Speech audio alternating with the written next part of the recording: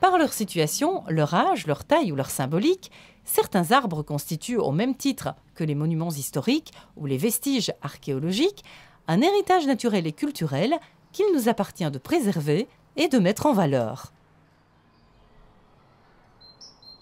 Parmi les arbres remarquables de Belgique, le gros chêne de Liernu, que d'aucuns présentent pompeusement comme millénaire, est sans conteste le plus célèbre.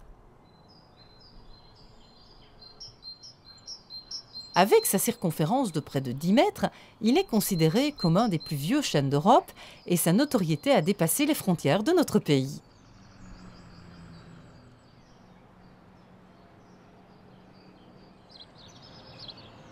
Situé à proximité immédiate de l'église du village, mais aussi d'une ancienne cour de justice, cet arbre vénérable a été au fil des siècles associé au culte et a symbolisé le pouvoir seigneurial.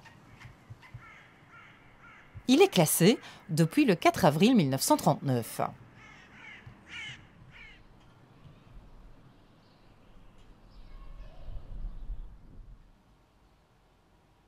Le tilleul, qui occupe la petite place de Mâcon, à Momigny, repose sur une architecture de poteaux et de poutres à 3 étages.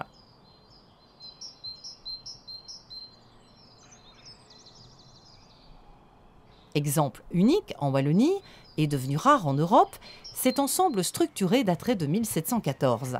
C'est l'arbre des plaides ou des plaidoiries.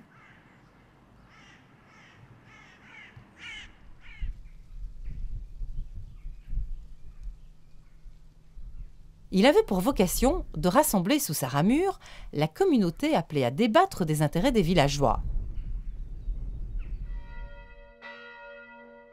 Tout comme le chêne de Liernu, il figure sur la liste du patrimoine majeur de Wallonie.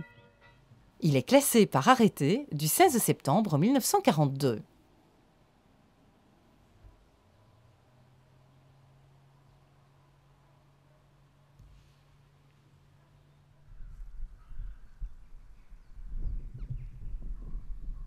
Le chêne à clous d'Herbault, à Jurbise, appelé aussi chêne Saint-Antoine, est un des derniers témoins survivants d'anciennes pratiques et de croyances populaires qui remonteraient au Moyen Âge.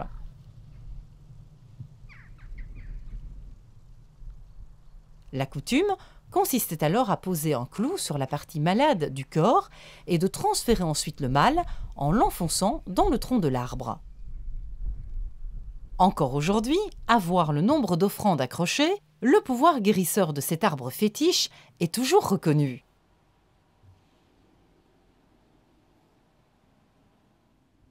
Il est classé depuis le 1er avril 1985.